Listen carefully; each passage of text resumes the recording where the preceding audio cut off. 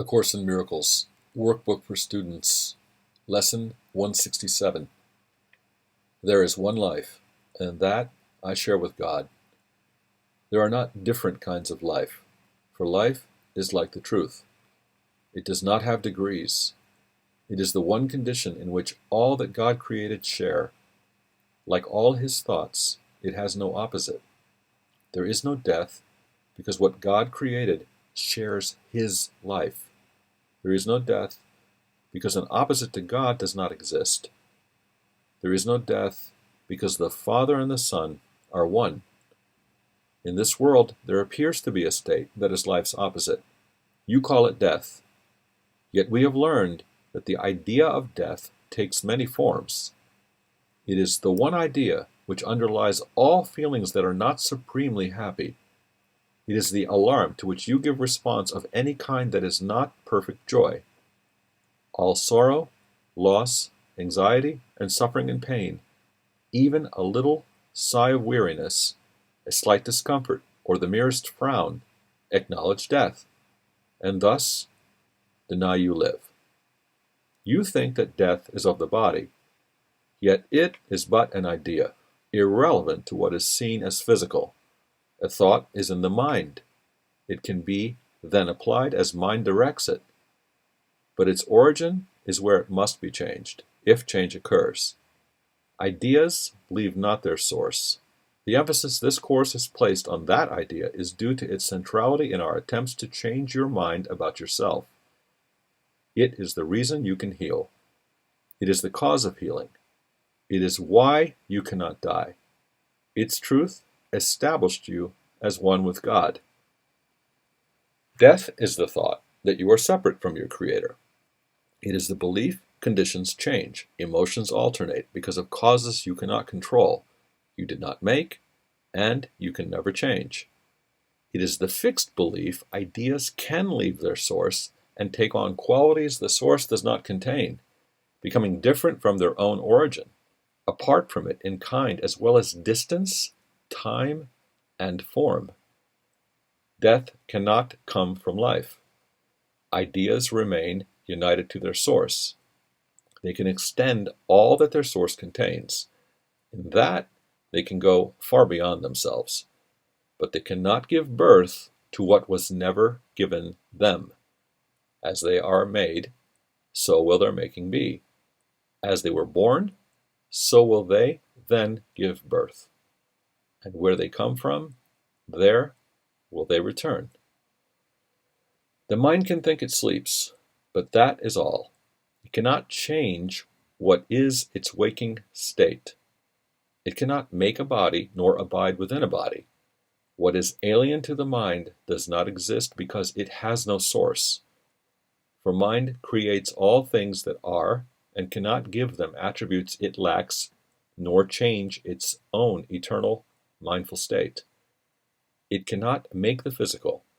What seems to die is but the sign of mind asleep. The opposite of life can only be another form of life.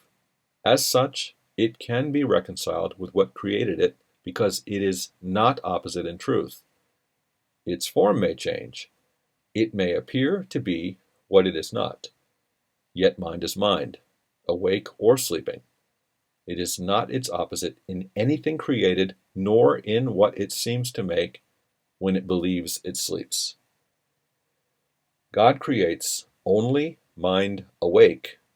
He does not sleep, and His creations cannot share what He gives not, nor make conditions which He does not share with them.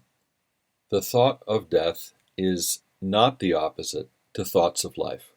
Forever unopposed by opposites of any kind, the thoughts of God remain forever changeless, with the power to extend forever changelessly, but yet within themselves, for they are everywhere.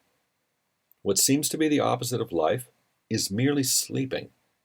When the mind elects to be what it is not and to assume an alien power which it does not have, a foreign state it cannot enter, or a false condition not within its source, it merely seems to go to sleep a while.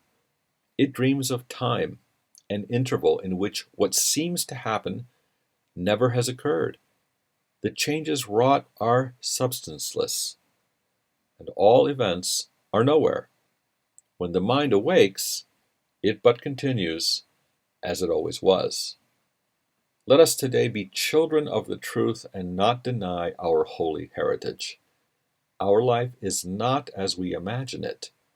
Who changes life because he shuts his eyes or makes himself what he is not because he sleeps and sees in dreams an opposite to what he is?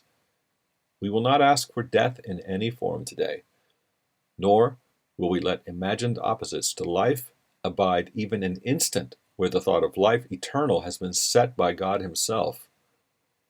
His holy home we strive to keep today, as he established it and wills it be forever and forever.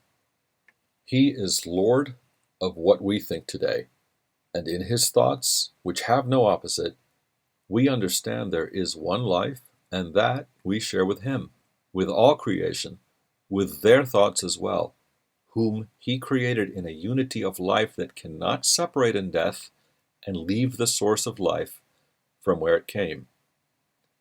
We share our life because we have one source, a source from which perfection comes to us, remaining always in the holy minds which he created perfect. As we were, so are we now, and will forever be.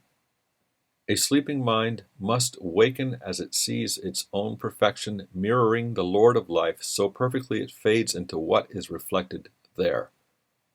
And now it is no more a mere reflection. It becomes the thing reflected, and the light which makes reflection possible. No vision now is needed, for the wakened mind is one that knows its source, itself, its holiness.